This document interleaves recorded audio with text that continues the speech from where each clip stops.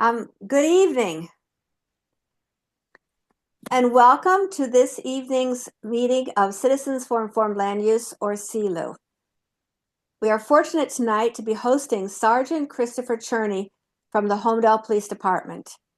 I'm Karen Strickland, Vice President of Programs for CILU, and I have with me Bill Little from the CILU Board. Thank you for joining us this evening. CILU is a community organization founded in 1998. This is our 27th year, hard to believe. And we were founded to preserve Holmdel's farmland and other open spaces, and to protect the natural resources of our town, particularly the Swimming River Reservoir. Our mission is also to give citizens the information they need to advocate for good government to ensure we are effective at protecting the town that we all love. CILU follows issues in town to identify what effects they will have on our quality of life in Holmdel. Currently, we are watching development plans being presented for the former Vonage and the former Inverness properties on the southern side of Holmdel, properties firmly within the watershed of the Swimming River Reservoir. We continue to monitor Holmdel's plans for stormwater management, since flooding is becoming a more persistent problem in the northern parts of our town. But now we're on to another important aspect of living in our town, is the building of our community and the Neighborhood Watch program. I am a Neighborhood Watch captain, which I really highly recommend people do. So this evening, we are happy to have Sergeant Christopher Cherney from the Holmdel Police Department with us. Sergeant Cherney began his career with the Holmdel Township Police Department as a patrolman in the Patrol Division in 2003. During his illustrious tenure as a patrolman, Sergeant Cherney was trained as a drug recognition expert, certified radar instructor, and a responder for the Monmouth County Serious Collision Analysis Response Team, or SCART. He was also an undercover narcotics detective for the Narcotics Strike Force with the Monmouth County Prosecutor's Office. He has a lot of experience. In 2014, he became an integral part of the Traffic Safety Crime Prevention Unit, or TSCP, setting the bar high for officer training by earning copious certifications. His hard work and determination led to his promotion to sergeant in 2018. Because of his unwavering dedication to public safety, Sergeant Cherney became involved with Neighborhood Watch and intends to continue to help the program grow. Sergeant Cherney believes that it is with the help and cooperation of such great community members that the Neighborhood Watch program thrives. Without these community members, the police department would not be able to spread important messages or receive crucial tips. Community policing is vital to creating positive relationships between the police and the community. And I have to say, the Neighborhood Watch meetings are really nice places to go. Sergeant Cherney not only recognizes this, that they're good places to go, but also has made community policing part of his standard practice. So first he is going to give a talk, and then if you have questions, you can type them into the Q&A at the bottom of your screen, and afterwards he will answer those questions. Thank you again, Sergeant Christopher Cherney, and the spotlight should be on you. Okay. Hello, everybody. Thank you, Ms. Strickland, for that amazing introduction. You are one of the integral parts of our Neighborhood Watch captain, so thank you for everything you do also. Just going to go over what we're going to cover today. Just a little background of the township, like our demographics, the history of our police department. What is the Neighborhood Watch? Some crime prevention tips for you. Some recent crime activity that we're seeing not only in Holmdel, but in Monmouth County and statewide, because like we know, crime has no borders. It doesn't know the borders of Holmdel, the Middletown, to Marlborough. So, and then just a couple things of when contacting the police, 911 versus contacting our own dispatch. So like Ms. Strickland said, I'm Chris Cherney. I'm a sergeant currently assigned to the training division. Actually, at the end of this week, I have 23 years completed, going on to my 24th year. I come from a family of law enforcement. I was the 10th police officer in my family. So this is something I'm extremely passionate about. My father was a traffic safety and crime prevention officer in Hazlet. So when, people say that being in law enforcement is in my blood, it truly is in my blood. So just a little background of the township. We're approximately 18 square miles as of 2023, our population was 17,402 documented residents. Now, that's our population of residents, but you have to realize that we have a daytime population versus a nighttime population. We are a large town, especially on Highway 35. We have a lot of businesses. We have a lot of doctors' offices. So you add in a summer concert, we can have, almost 100,000 people in town at any one certain time during the summer. And we have about 125 miles of roadway that we patrol. So the department was formed in 1966. That's our old town hall. We had one full-time police officer who was Bruce Phillips, who ended up being our first chief of police. He was also the court clerk, and he was also the crossing guard. Back in 1966, we had about 500 calls for service. Let's fast forward to present day. From one officer, we're about 47 full-time sworn law enforcement officers. Back in 1966 and the years right after that, they were kind of like a day shift operation. We are now a 24-hour, 7-day-a-week full-time police department. Last year, we answered just over 25,000 calls for service. Now, that's documented calls for service that we did, building checks, car stops, alarm calls. So we're answering about 25,000 calls for service right now. Our patrol division is broken up into 4 squads, and we have about 6 to 7 officers on each squad. Our patrol zones. So the parkway kind of divides us nicely down the middle. So I'll show you that. So we have a north and a south. So 4 officers working 19 square miles sometimes can be tough. I don't know if you've noticed also, but traffic has absolutely increased. The more that we're building in the area, one thing that we're not building is more infrastructure and roadways. So years ago, we still have the same roads years ago that we do now. So it will take us longer sometimes to get to places. We only have a 4-officer minimum on a shift. We work basically a 7 a.m. to a 7 p.m. and a 7 p.m. to 7 a.m. And there's a minimum of 4 police officers working at any one time. Now, again, there could be up to 6 officers on a day shift. You'll have officers like me working and detectives. So we will have more officers that can respond, but we have a minimum of at least 4 officers working the road. Some programs that we can, you guys can get involved in, the residents, what you can get involved in. Code Red, if you're not familiar, you can go on our township website and you could sign up for Code Red. There's blocks that you can sign up for. You can sign up for if you want all information about what's going on in the town, or you could just sign up for, I want to know what's going on with the police department and road closures. You can get stuff from the township administrator. You can get stuff from the town council, Parks and Rec about events that are going on. But Code Red is a very easy way to wonder about, roads that are being closed.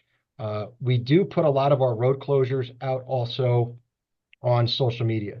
So if you follow us on Facebook or Instagram, if there is a problem in town where we have to close a road, usually we'll blast it out right on there to try to be, help out emergency services to get people to avoid the area. House checks. House checks, again, something you could do online. If you're going away for a weekend, you're going away for a week, you're going away for a month. The house check program is you just sign up with us, you fill out your information, your emergency contacts when you're going away, and we will periodically check your house to make sure that no one has broken into it. Very good program. I would highly recommend you take advantage of it if you're going away. Please let all your neighbors and everyone else know also to take advantage of that. If you know of anyone that's living in your neighborhood that is a senior citizen and might have an issue with mobility or getting around, maybe they fall, they don't have anyone in the area to check on them, we do have a senior lockbox program. Now, what that is is someone from our crime prevention unit will come out and they will install a lockbox on the exterior of the house. It's going to be clandestine. It's going to be hidden. It's not going to be out in the open, and only Homedale police officers know the code to access that. Now, what that's for is if you call 911 and you say you can't get to your door, but you need help, we're able to access your house without having to force entry. We can open, your door with the key, open the lockbox, get the key, open the door, and enter safely and easily. So again, if you know anyone in that area or in your area who's a senior, please put them in contact with anyone in crime prevention or myself, and we'll set them up with that. All of our neighborhoods in town have our neighborhood liaison program. Each officer that we have is assigned to a neighborhood. So let's say you're having an issue with a neighbor or an issue with somebody, and you almost want a mediator to maybe help assist in coming to some sort of agreement. You can contact your neighborhood liaison area or officer for your area, and he'll come out and he'll try to mediate a solution to whatever problem you think you're having. Now, if you're actually having a problem with your neighbor and something is immediate, please just call the police department directly. This is more for something that's not such immediate. Our Citizen Police Academy, we started this several years ago. I know several of you have already attended. However, it usually starts in March and it's open to all township residents. It's about 8 weeks, and it goes from everything that we do from use of force to vehicle pursuits to criminal law. You have a first aid and a fire night. We take you out to our use of force building in Freehold that's run by the county sheriff's office. And we actually put you through a use of force scenario at the end of the class to kind of culminate everything and put everything together. So you could see what officers deal with when they're dealing with the use of force situation. Lastly, our home security surveys. So what we did is we sent several of our officers to get certified as home security professionals. What they'll do is they'll come out and they have a checklist of how they can or how you can make your house safer. Maybe add lighting, cutting bushes back, adding different locks. I don't know if you know about your windows, but when you get them, the locks are cheap, and like I'll get into when we get into crime trends, are easily breakable with something as easy as a crowbar and forcing up on that. So maybe buying a different lock. If you want our officers to come out and do a survey with you and walk around your house and give you some recommendations, it usually takes about 45 minutes to complete. They'll do it while you're there. And I have the email address for who you can respond to. It's homeinspections@homedalepolice.org. Again, that is free of charge for any township residents that just wants us to come out and check on your residents. We will not give recommendations of any specific product or alarm company to buy. Unfortunately, in law enforcement, we can't do that. We can't encourage any one company. So, Neighborhood Watch. Our first group was formed in 1994 by then Sergeant John Medashevsky, who later became our chief of police and retired several years ago. Started with just one group, and we kind of developed the program from there. Word of mouth really got out about what we were doing. We were the first neighborhood watch group in the area, and I believe in Monmouth County, if not the state. So we were one of the first.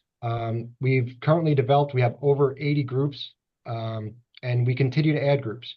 Like I said, Ms. Strickland, thank you very much for having us here. We enjoy doing these. We know not everyone can make our neighborhood watch meetings, but we enjoy just getting out and speaking to our residents about what the neighborhood watch is and what we can do. So what does Neighborhood Watch do? You guys are the eyes and ears of the town and the neighborhood. This is a partnership between the police department and our citizens to try to better our township.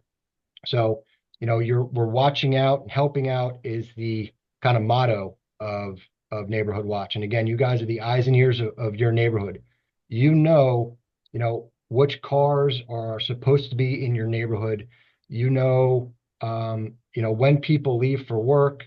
you know when something isn't right in your neighborhood. Uh, and that's what, Neighborhood Watch is about. It's about being alert, being aware, but it's also about being a good neighbor. And again, I go back to the there's people that know exactly when everyone leaves, that nosy body, that, just is always involved. If you're trying to think of who it is and you can't, it probably means that it's you, which isn't a bad thing. But it's just being alert, and it's being our eyes and ears when we can't be everywhere. Again, we're about 19 square miles, just short of 19 square miles, and sometimes we only have 4 officers on the road. So having all of our citizens to be aware of what's going on in their neighborhood helps us out tremendously. So we kind of go into the crime triangle. We go into target, desire, and opportunity. Our targets are our victims. We are a target-rich environment for where we live. We are targeted by criminals, easy access to numerous highways, and again, the victim opportunity, the victim is there. The desire, that's something that's tough. That's going to be the criminal's desire to break into something. As we've seen, if they want to break into a home or they want to break into a car, they will do it. The one thing that we really have probably the most effect of is going to be opportunity. That's locking our cars, that's locking our homes. We'll get into a little bit, alarms and stuff. But the one thing that we can do is affecting the crime triangle is opportunity. Recently, we upgraded technology in the township. We strategically placed stationary license plate readers throughout the town. My chief doesn't want me to let you know where they are, but you might have seen them. So they're strategically placed. And what they'll do is if a stolen car or a stolen license plate, rather, passes by one of these license plate readers, it alerts us at dispatch. Where they're strategically placed, we should be able to start sending assets to that area and flood that area, knowing that there's a stolen vehicle there. Most of the time, because most of the people looking to break into homes and steal cars are already stealing or operating stolen cars. So what are the 5 Ds of crime prevention? We have deny access, detect the crime, devalue perception, deter the opportunity, and delay the act. So denying access, that's going to be target hardening our property to deny access and stop the property for the crime to occur. So again, that's locking our car doors, installing better deadbolts, locking house doors, not keeping garages open overnight. When I was on midnights, it's amazing how many times we would drive through and actually see people with their garage door still open, 1 o'clock in the morning. The criminals would actually see that. And a lot of times the door leading into the garage from into the house are left unlocked, or sometimes those deadbolts are actually so insignificant that they would just be broken open. So a lot of times we would just call the residents and just let them know that their garage doors were open. Delay the act. So that's going to be installing security hardware, keeping jewelry in a safe and not out, but beware of dog sign. That's delaying our entry and heightening awareness by utilizing security devices. So, it says keep jewelry in a safe and not out. That also means when you go into a park or you're going into a shopping center, keeping valuables out of sight. It's very easy for someone to just walk through an aisle at a shopping center, the Homedale Commons or the town center, and see someone's purse, or you go for a walk at Homedale Park and you leave your purse on the front seat. Someone takes a window punch, breaks the window, takes your wallet out, or your purse, steals your purse, and now they have all your banking information. So even just in a park or with your car, leaving all of that stuff out of sight. So I put beware of dog sign. A lot of people will ask, do I go and this house is protected by the Second Amendment or anything like that. I would recommend against those. I would not recommend having anything like that. You're almost telling the bad guys that you have a firearm in your house, and that might be a reason why someone wants to break in. They want easy access to a gun. They know when you're not going to be home. So, a lot more people are afraid of dogs. So a cheap $5 beware of dog sign, or this house is protected by, Sloman security or whatever, is going to be a lot better than that,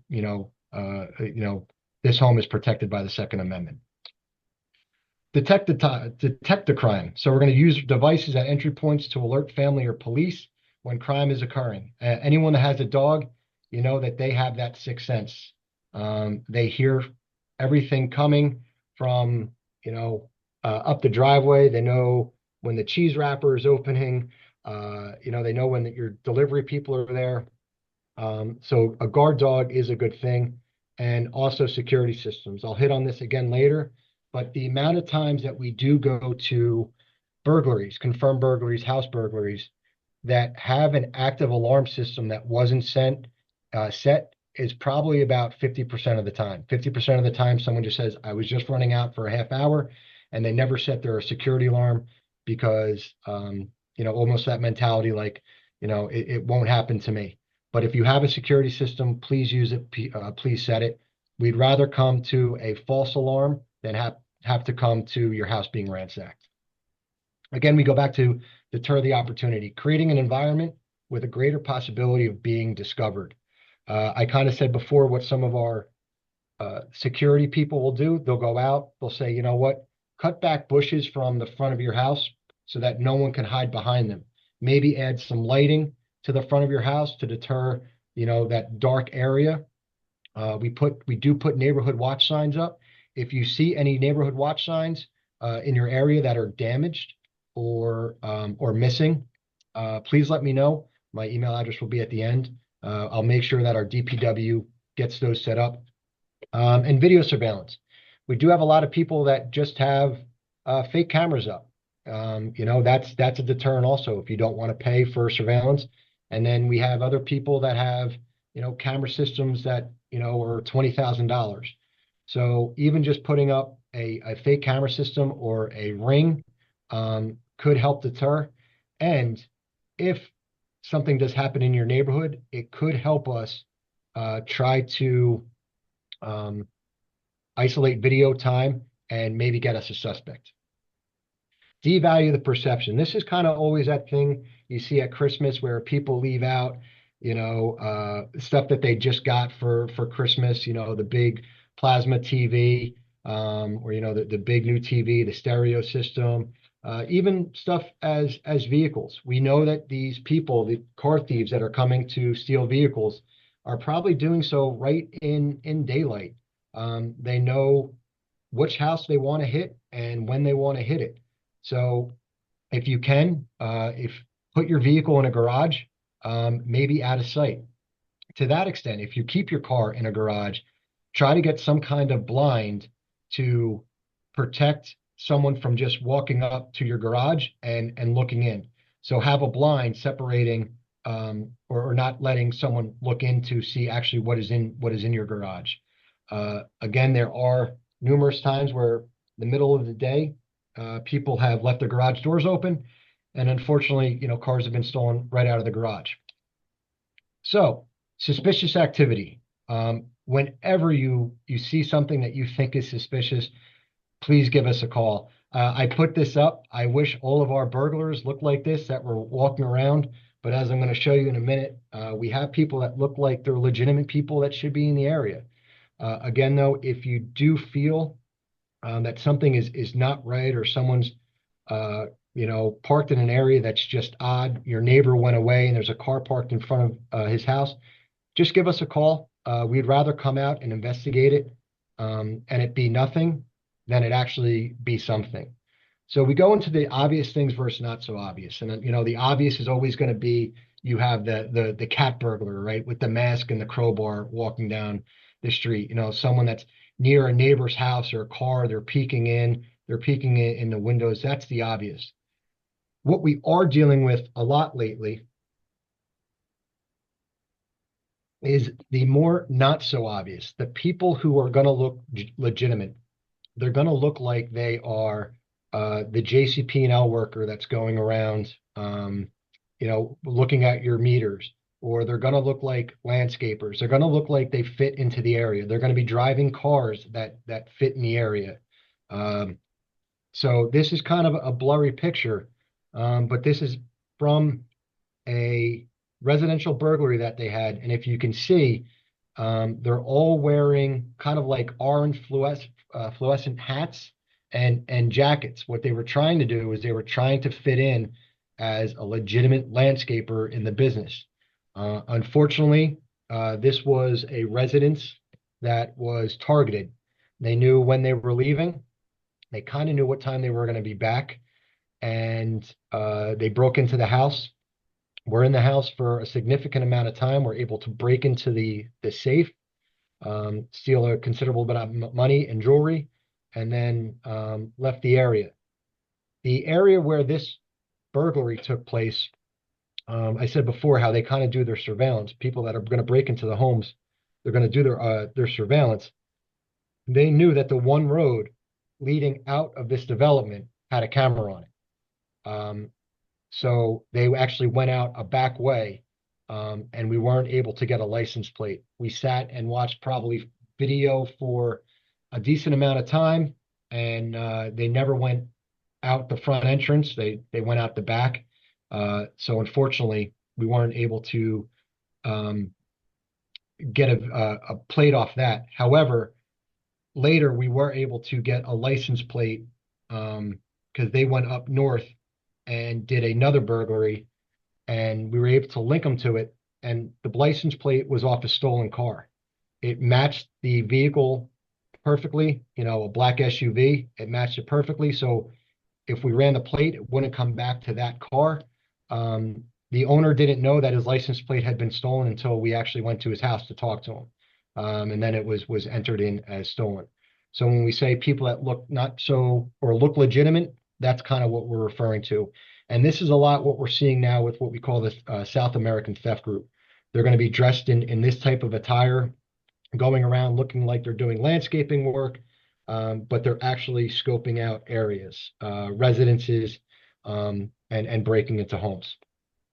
So some recent crime activity that we're seeing in Holmdel, again, Holmdel and Monmouth County. Still seeing car thefts. If everyone could knock on wood, we've actually done very well with succeeding with not many car thefts lately. And I give a lot of credit to you, our residents. You helped us with the initiative of, locking your car doors, taking your key fobs out. So I give that a lot to you. We go back a couple of years ago, and we'll go back to the crime triangle of opportunity. They were coming down here and they were taking a car every other day. So us in the police department and you as citizens, through Neighborhood Watch, we got the message out about removing the opportunity and that's where we're at now.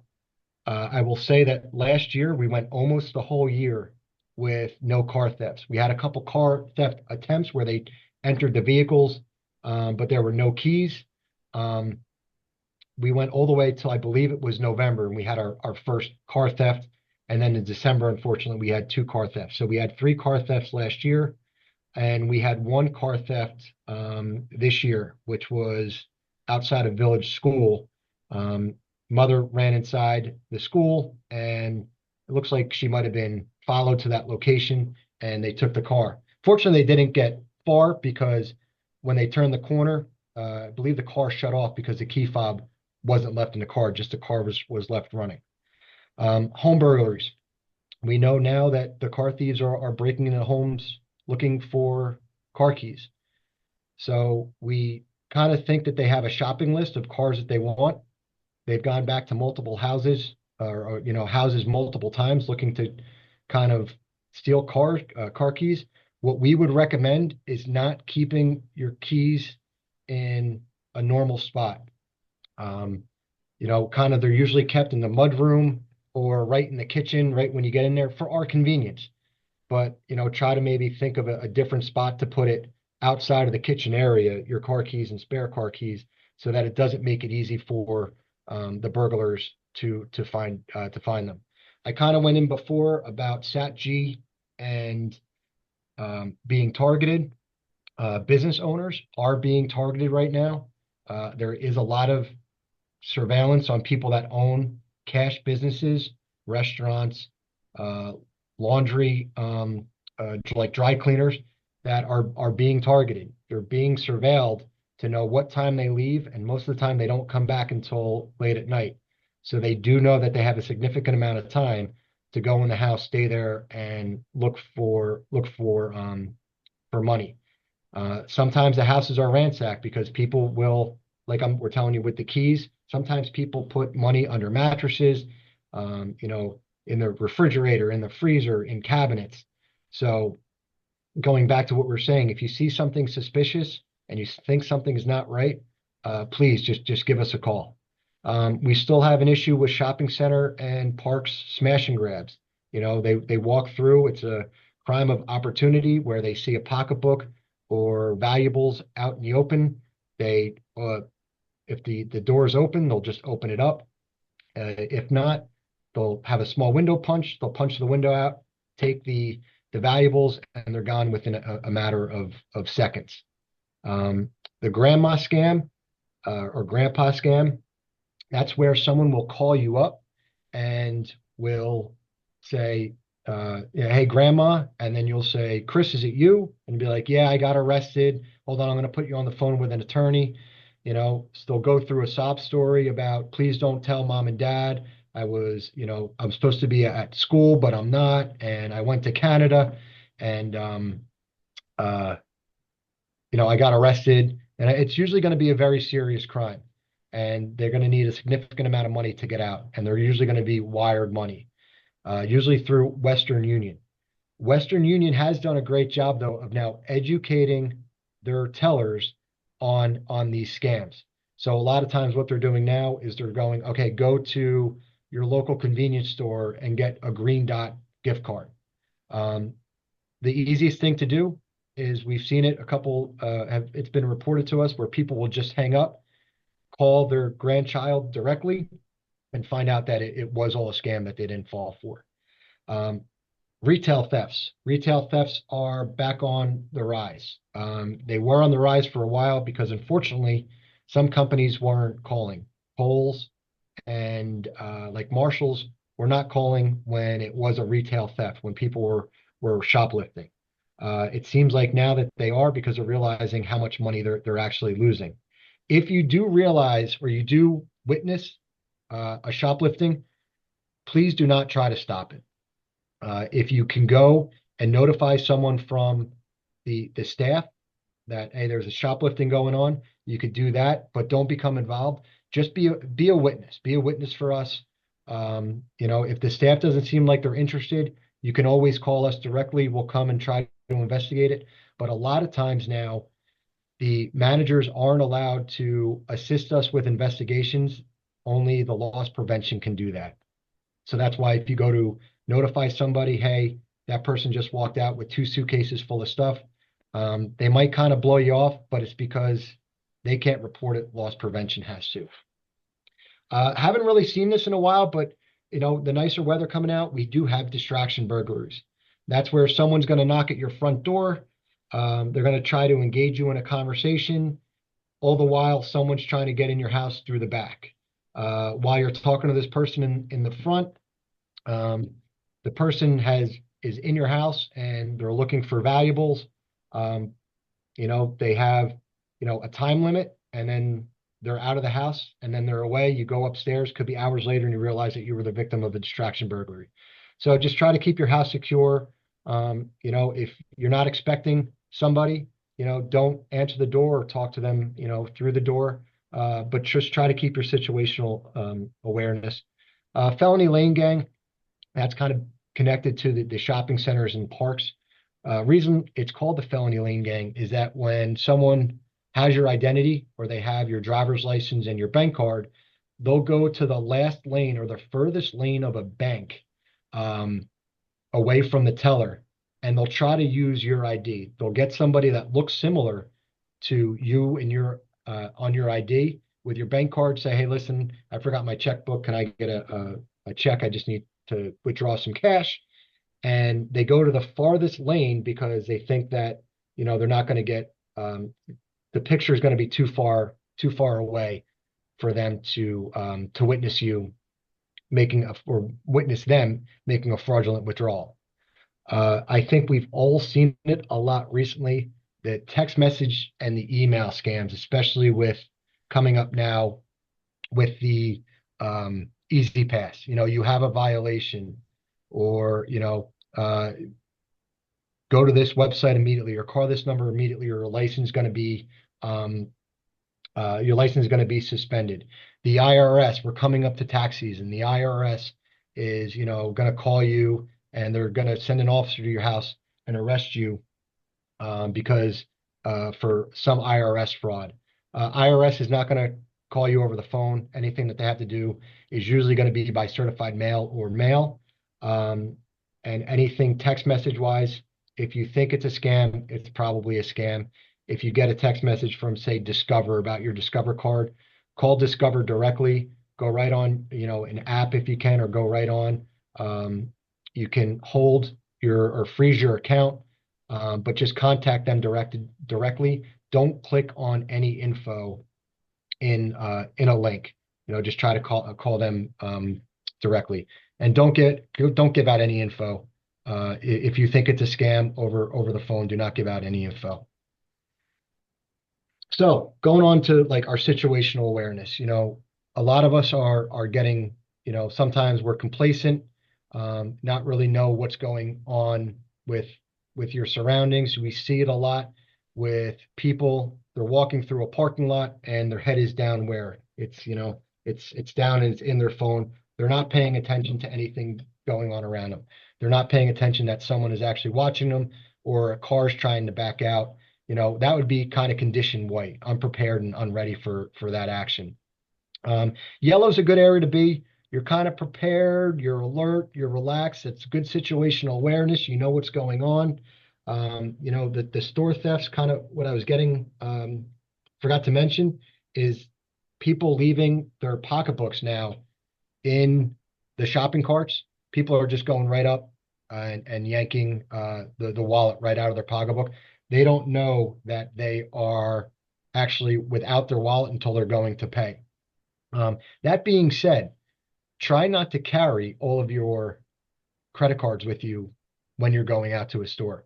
Try to pre-plan, okay, where am I going? I'm going to get gas, I'm going to Costco, I'm going here, and maybe only bring one or two cards. Don't bring all of your credit cards with you. So if something happens, you lose your wallet or your wallet's stolen, they don't have access to all your cards. If you know you're going somewhere and you're going to be paying by check, don't bring your whole checkbook. Maybe bring one or two checks. We go to our awareness levels. We go to orange. That's the alert to probable danger. So now you realize that you see something's not right. You've now noticed that maybe someone's been hovering around you as you're, near your shopping cart, and he's kind of moving closer to you. Maybe that's the time that you take your pocketbook out. You're driving, and actually, I'm sorry, I think driving is the next one. So we'll get into that. But that orange alert is okay. Kind of your antennas are going up. You're that sixth sense. You're getting that feeling in your stomach where something's not right. You're ready to take action. You take your pocketbook. You remove it. You remove the opportunity out of the way from that triangle. Red is action mode. Okay, it's happening. You're witnessing something. You're focused on the emergency at hand. And then you have black, where that's panic. Maybe someone is trying to grab your purse from you. They're fighting you. And that's kind of like where something will be happening. Your adrenaline goes up, and you might not even remember in situation black, your awareness level black, what actually happened. So let's just go over driving. Something isn't right. You think someone is following you. Do not go directly home. If you can, make turns into a populated area, make an odd turn. Keep making right turns, and all of a sudden you come back to the same area and see if they're being followed. For a little while, we were seeing a lot of this with people making bank withdrawals. We saw people being followed. Uh, and then also with people leaving high-end stores, Short Hills Mall being followed, the Apple Store in Freehold Raceway Mall, we saw people being followed.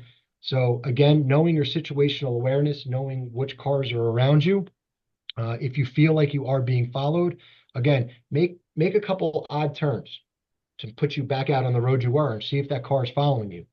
If that happens, try to obtain a vehicle description if you can. Anything that you can, um, that might discern the car from something else.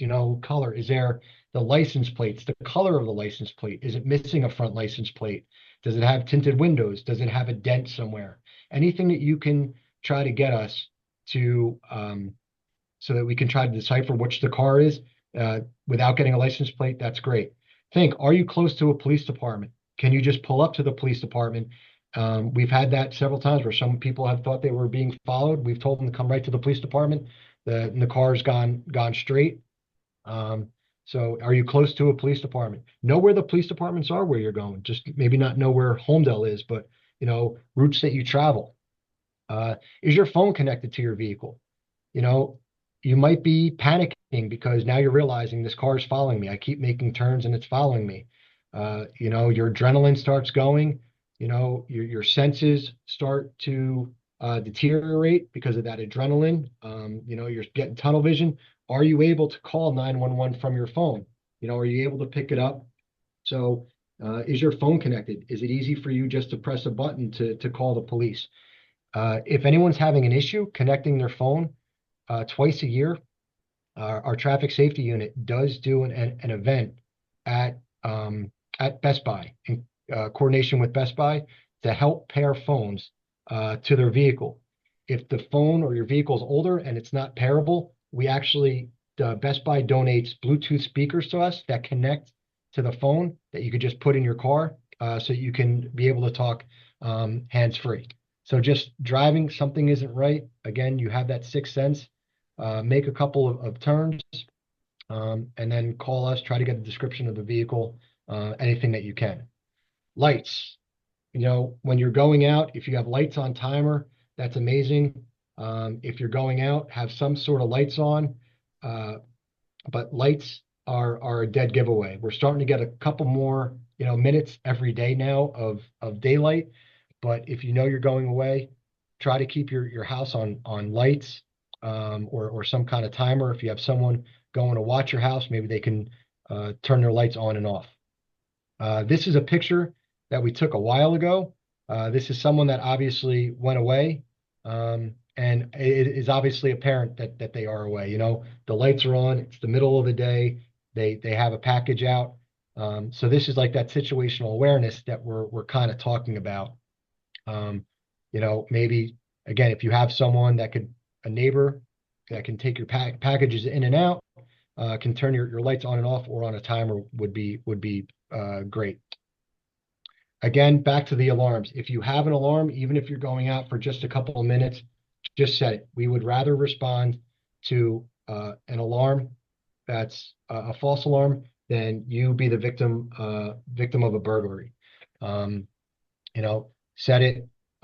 Again, if you're leaving, a lot of times these people are doing their counter surveillance or knowing maybe what time you leave. But if you have an alarm, please set it. So when contacting the police, I can tell you it seems crazy, but we get a lot of calls in the middle of the night for something that might have happened 8 hours ago or 12 hours ago. And that's why I say do not wait until 2 a.m. or a week later. If you feel something is suspicious and it's not right, please call us immediately. I always say, like a lot of people must do a lot of soul searching at 2 a.m. To realize, what, that was something wasn't right about that. Let me call, because now we have a lot of catch up we have to do. All right, we have a suspicious car that was in the area, someone walking around a house, or a suspicious person in the area. If calling us immediately, it'll help us out just to get that investigation going quicker. Use of 911. So Homedale Township, we still have our own dispatchers. So when you call our direct number, 732-946-4400, you go right to a Homedale Township dispatcher. When you call 911, you go to Monmouth County Call Center in Freehold. That's our regional call center. When you call us directly, you're getting someone, a person who's actually intimate with the town and is know what you're talking about. Hey, at this intersection, and this is what I have. If you call 911 and you go out, excuse me, to the regional call center, you might be getting someone that's not from the area and might not know the name of your development or might not know that street, or they might put the street in wrong because they misheard the town or whatnot. 911 I would use for if someone's having a severe medical emergency because they are emergency medical dispatchers. They'll be able to work you through CPR. If you think someone is in your house and you're unable to get your phone to that 732-946-4400, call 911. But just realize when you do call us directly, you're going to someone who is familiar with the town. There have been times where we've been dispatched and we get to a call within a matter of minutes and they'll say, we called you 15 minutes ago, where have you been? And we just get the call. You go to the regional call center, you go to a call taker who takes all your information, who then relays that to a dispatcher, who then calls our dispatcher to relay it to us. So if possible, use us directly, 732-946-4400.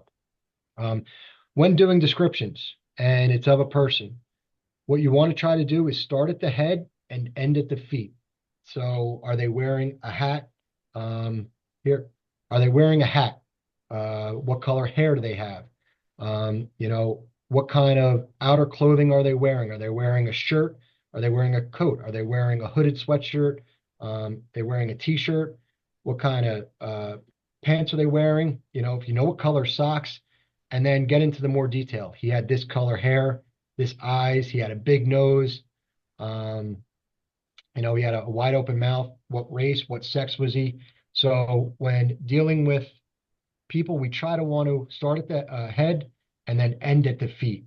Again, take notice to age, and it could be, a range. He was about maybe 25 to 30 years old. Sex, the height, he was roughly 5'10". Everything could be a range. It doesn't have to be specific. And then the clothing. Vehicles, plates are incredible if you can get it for us, but if not, I'll make a model and a color. Any kind of discernible damage, bumper stickers are great, and any direction of travel. And then just what happened, where did it happen, and when did it happen? We might not know what's missing, the how and the why, but the what, the where, and the when are what we're going to need to go just to get our officers started. You can remain anonymous. You don't have to provide your name and your information.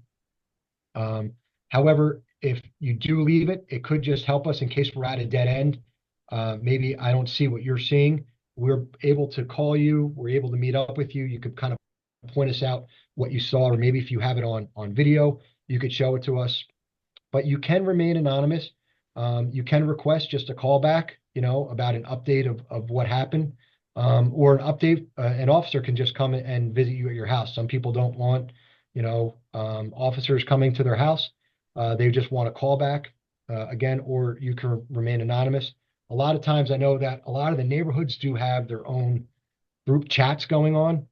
So once they kind of see one officer in the area, that the chat message goes out, and you'd be like, oh, I called the cops. This is what I saw. You know what? It might just be nice us to give you just a feedback. Hey, it was someone, they're early for an appointment and they were going to, 123 Main Street. Everything's all right there. There's no issue. So again, but you can remain anonymous. So this is my information. Again, Sergeant Christopher Cherney, this is my email. You can reach out to me. A lot of times I am out of the office, but I do try to respond back relatively quickly. Like this week, I'm teaching at the police academy. I teach out there also. I'm teaching the recruits report writing. So you can reach me by phone. Anastasia Merkin, she's our secretary in traffic safety. She's kind of like my partner in crime with a lot that we do. You could also email her with any questions. But I guess Karen, I'm sorry, I think I went a little long. So Not a problem. Not at all a problem. Um, we are very thankful that you're here. Let me just see if I can get back over here. Thank you so much for being here and for of course. speaking with us. And if people out in the audience have any questions for you, now is the time to write it in your Q&A. I had noticed today in the paper that there was a Goals Zero kind of program going on. What's that all about? Yes. So Goal Zero is an initiative that was started by Officer Matthew Minoski of our traffic safety unit. He's also a member of the Serious Collision Analysis Response Team for Monmouth County. And what that is we'll go out and we investigate fatal and serious car accidents on a county level. Anything that might have criminal charges. He investigated a serious accident last year on Highway 34 in Howell, where unfortunately two young children died. At the cause of the operator that hit them was under the influence of narcotics. So then he started an initiative for what he calls Goal Zero. It's zero deaths, zero accidents, zero people getting injured. And he went and spoke with every agency on Highway 34 from Matawan all the way down to Wall Township. And that's where his vision started, where one day they went for a 4-hour block and they did traffic enforcement all along Highway 34, trying to get people just to slow down, to get off the phone, not running red lights. So I think we're getting back this year. Every month he tries to pick a new location. He did Highway 35 at one point last year, and he had every police department from Highway 35 in Aberdeen all the way down to, I believe it's Brielle on Highway 35 on that. And what that is just trying to get people to be cognizant of what they're when they're driving, putting their distractions away and slowing down. So that went countywide, and it looks like it's actually going to go statewide. We're in contact with a couple people from the National Highway Traffic Safety Association who are looking to take this initiative and branch it out, multi-county and possibly statewide. So it was a great job by him. Very impressive. Yeah, very impressive. So I'm looking at the Q&A, and it seems like you were so thorough and all that you talked about. I will ask one more question in that. Yep. I remember when my children were younger, the police academy did self-defense programs, or I wasn't the police academy, but it was the police department ran like a self-defense kind of program. Do we do that Yes, anymore? great question. Yes, so we used to do it for high school seniors who were Right. going away to college. Unfortunately, I think that one of the people that assisted us with getting speakers, she had passed away. And I think that we had difficulty getting speakers to come in. However, there has been a very positive feedback from the program, and we've had a lot of requests for it again.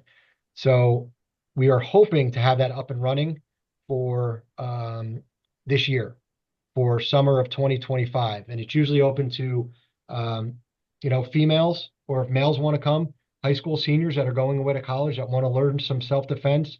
There are some stories that some victims tell of how to make sure that you're safe and what to do.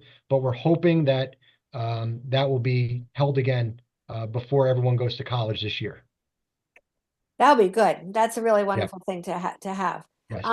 So I just want to say thank you so much Of for course. being here and doing this, and to the rest of the community. No matter where you are in Homedale, there's a good chance that the work that CELU volunteers have done, it will be and will have been doing for the past 27 years to protect our watershed. You will see it. we want to, our group is determined to preserve our natural resources and advocate for an open, transparent government.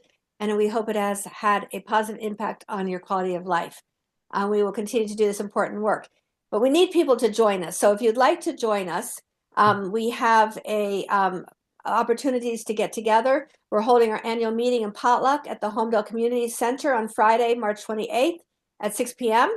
And we encourage all CELU members and anyone from the community who wants to join us to come for board elections, wonderful food, and fun fellowship.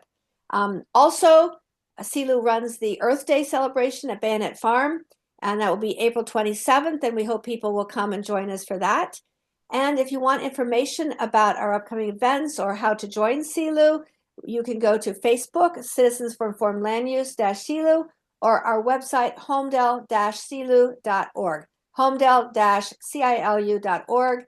And so again, Sergeant Cherney, thank you so very much for spending your evening with us. It was really a wonderful, informative time, and we appreciate it very much. I'm glad we actually found time to do it. So yes, thank you. I know that I got a couple emails from people interested in Neighborhood Watch. I believe that we have, or Anastasia has emailed them information on joining it and whatnot. But if anyone has not received a response email, if they could just email me again, or Anastasia again, and we'll get that information out to them. But again, both two wonderful programs. So they are, and it's really good refreshments all the time too. When you go, you get good snacks, so it's really fun. Yes. Coffee and snacks. Who doesn't want to go out for that in the evening? Yes, I agree. Yeah. Thank you very, very much again for joining. Thanks, Sergeant Cherney.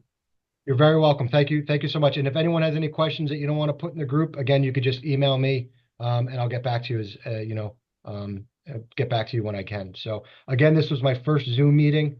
So, I think it went overall. I think it went well. Oh, absolutely. You did very well. And this webinar will be posted on our CELU website. And so you can tell people to go look at it and see all. Fantastic. Thank you so much. You're very welcome. Do I just exit out now? Yep. You just push the exit and you leave. All right. Thank you so much, Karen. Nice seeing you again. Bye, Bill. Nice